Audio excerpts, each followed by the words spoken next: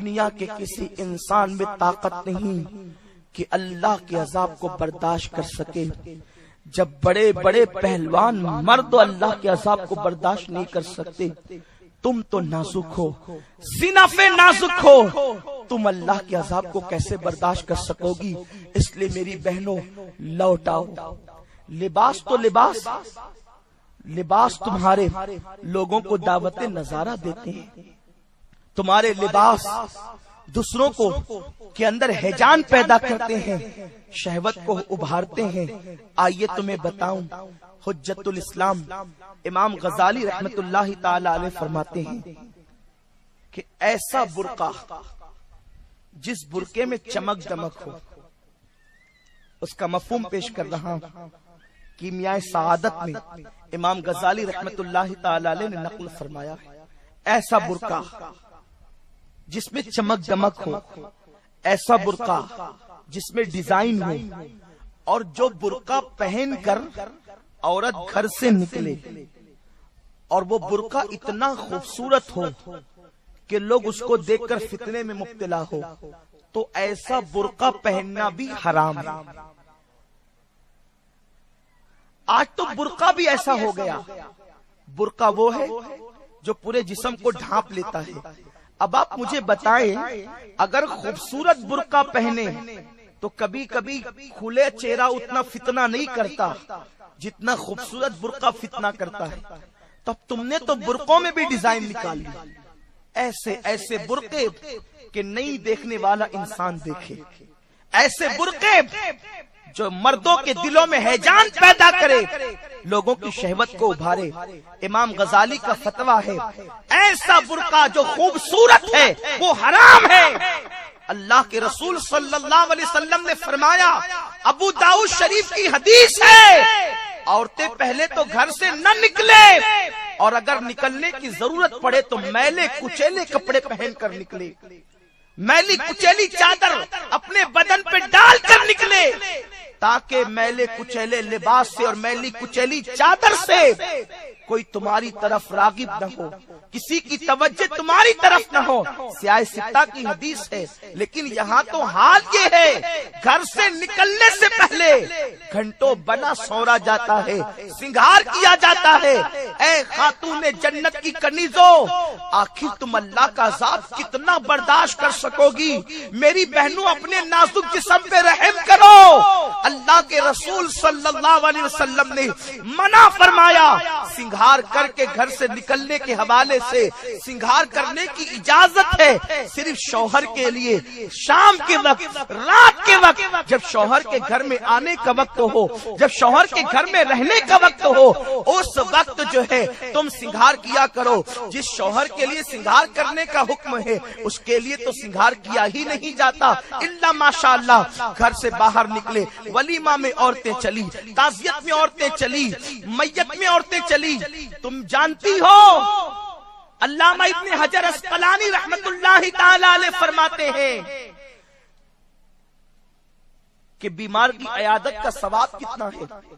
آقا فرماتے مومن کا حق ہے کہ اگر وہ بیمار پڑے تو اس کی عیادت کی جائے، یعنی اس کو دیکھنے کے لیے جایا جائے.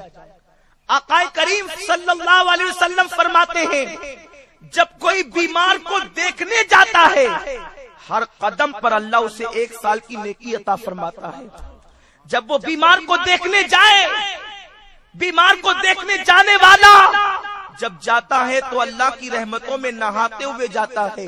جب بیمار کے قریب بیٹھتا ہے اللہ کی رحمتوں میں غوطہ لگاتا ہے، وہ جنت کے پھول چننے کے برابر ہے. اتنا ثواب ہے بیمار کی عیادت کا.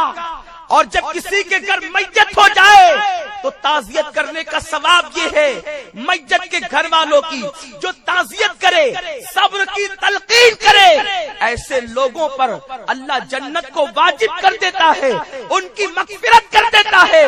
لیکن ابن حجر اسقلانی رحمت اللہ تعالی علیہ لکھتے ہیں کہ عورت کو تعزیت کرنے سے بہتر، یعنی میت میں جانے سے بہتر، بیمار کی عیادت سے بہتر یہ ہے کہ وہ اپنے گھر میں رہے. بیمار کی عیادت کرنے پر اسے جو ثواب ملے گا اس سے زیادہ ثواب اس کو اپنے گھر میں رہنے سے ملے گا. کسی کی میت پر تعزیت کرنے کا جو ثواب ملے گا وہ ثواب اس سے زیادہ ثواب اس کو گھر میں رہنے سے ملے گا. اور ذرا سوچو تو صحیح، مسجد نبوی شریف میں نماز پڑھنا کس کی تمنا نہیں، اور پھر وہ بھی مسجد نبوی میں آقائے کریم کی اقتدا میں امام الانبیاء نماز پڑھا رہے ہیں.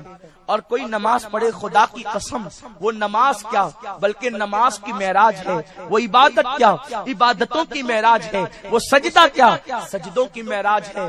لیکن میری بہنوں دل کے کانوں سے سنو، ایک خاتون میرے آقا کی بارگاہ میں آئی، عرض کیا یا رسول اللہ مجھے مسجد نبوی میں آپ کے پیچھے نماز پڑھنے کا شوق ہے.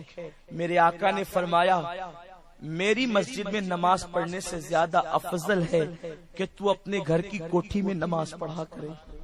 آپ سے میں پوچھنا چاہتا ہوں، وہ مسجد نبوی جہاں ایک رکعت کا ثواب 50,000 رکعتوں کے برابر ہو جاتا ہے، اور پھر کس کے پیچھے؟ امام الانبیاء کے پیچھے. آقا اپنے پیچھے نماز پڑھنے کی بجائے فرماتے عورتوں کو چاہیے کہ وہ اپنے گھر میں نماز پڑھے، میری مسجد میں نماز پڑھنے سے بہتر ہے.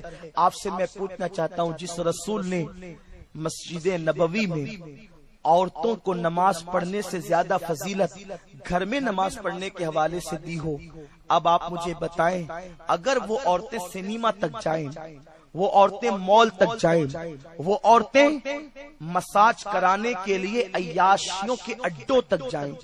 آج کل ایک فیشن نکل پڑا ہے، ہمیں تو کیا پتا، ہم لوگوں کو تو معلوم ہی نہیں، آپ ہی لوگوں سے سنتے ہیں، عوام سے سنتے ہیں. لوگوں نے بتایا کہ اب ایک فیشن نکل پڑا ہے کہ عورتیں اور مرد اپنے جسم کا مساج کرانے کے لیے جو ہے وہ الگ الگ دکانوں میں آفسوں میں جا رہی ہے، اس کے لیے سینٹر قائم کیے جا رہے ہیں. میں نے دیکھا کہ ایئرپورٹ پر بھی اب عورتیں اور مردوں کا مساج گاہ جو ہے وہ شروع ہو چکا ہے، اور اس مساج کی جگہ پر لڑکے لڑکیاں اختلاط ہوتا ہے اور کپڑے اتار کر کے مساج کرایا جاتا ہے.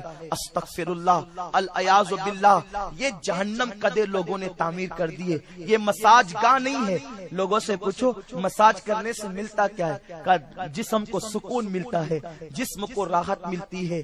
او نادانو، حیا بیچ کر جسم کو سکون لے رہے ہو. یہ جسم کو چند گھنٹوں کا سکون قبر کے بچھوؤں کے ڈنک کا ذریعہ بن جائے گا، قبر میں آگ لگنے کا ذریعہ بن جائے گا، جسم کے جہنم کے ایندھن بننے کا ذریعہ بن جائے گا. اس جسم کے سکون پہ میں لعنت کرتا ہوں. سنو، ہمارے رسول نے ہمیں محروم نہیں کیا، ہمارے رسول نے ہمیں بے سہارا نہیں چھوڑا.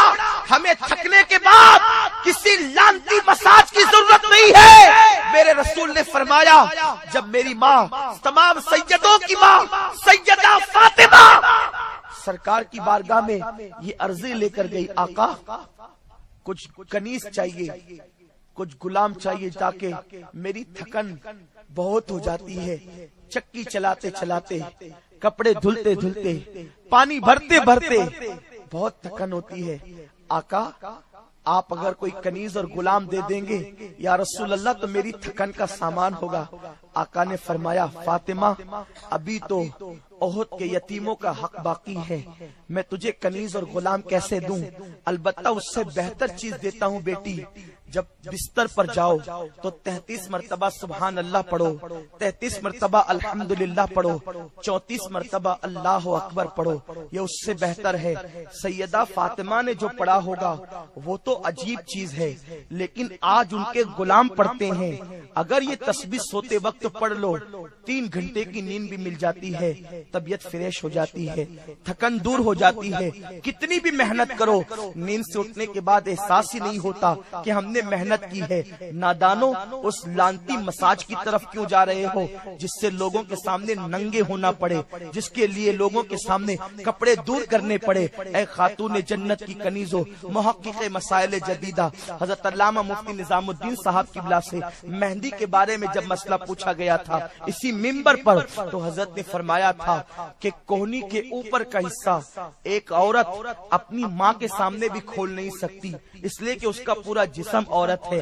آپ سے میں پوچھنا چاہتا ہوں اے خاتون جنت کی کنیزوں، جب کوہنیوں کے اوپر کا حصہ ایک لڑکی اپنی ماں کے سامنے نہیں کھول سکتی تو آپ مجھے بتائیں کہ مساج کے لیے آپ دوسری عورتوں کے سامنے کھول رہی ہے، اور پھر معاذ اللہ وہاں لڑکوں کا آنا جانا بھی ہوتا ہے۔ اگر لڑکوں کا آنا جانا نہ بھی ہو تب بھی ان غیر مسلم عورتوں کے سامنے آپ اس طریقے سے اپنے جسم کو کھول تو نہیں سکتی۔ اے خاتون جنت کی کنیزوں، فقیر قادری کی اس بات پہ غور کرنا اور آقا کے فرمان پہ عمل کرنا۔ کتنی بھی تھکن ہو بستر پر جاتے وقت یہ تسبیح فاطمہ پڑھ لینا، انشاءاللہ آپ کے جسم کو راحت مل جائے گی، جسم کی تھکن دور ہو جائے گی، اور اپنے لباس کو بدلنے کی کوشش کرنا۔ اس سنی اجتماع کا مقصد بھیڑ اکٹھا کرنا صرف نہیں، اس سنی اجتماع کا مقصد صرف جو ہے وہ گھمانا پھرانا نہیں، اس سنی اجتماع کا مقصد اوٹ اور نوٹ نہیں، اس سنی اجتماع کا مقصد زندگیوں کو تبدیل کرنا ہے، زندگیوں کو بدلنا ہے۔ میں امید کرتا ہوں میری بہنیں آج کے بعد جو تنگ اور چست لباس ہے اور جو باریک لباس ہے، باریک دوپٹوں کو تو پھاڑ دے گی، جلا دے گی یا کسی دوسرے کام میں لے لے گی، اور اس کے بعد موٹے کپڑے اختیار کرے گی۔ میرے آقا نے ارشاد فرمایا عورتوں میں جس کا کپڑا جتنا موٹا ہوگا اس کا ایمان بھی اتنا مضبوط ہوگا، جس کا کپڑا جتنا باریک اور پتلا ہوگا اس کا ایمان بھی اتنا کمزور ہوگا۔ اس لیے اسلام نے برقع پہننے کا حکم نہیں دیا، یہ غلط فہمی دور کریں آپ۔ اسلام نے برقع پہننے کا حکم نہیں دیا، اسلام نے پردہ کرنے کا حکم دیا۔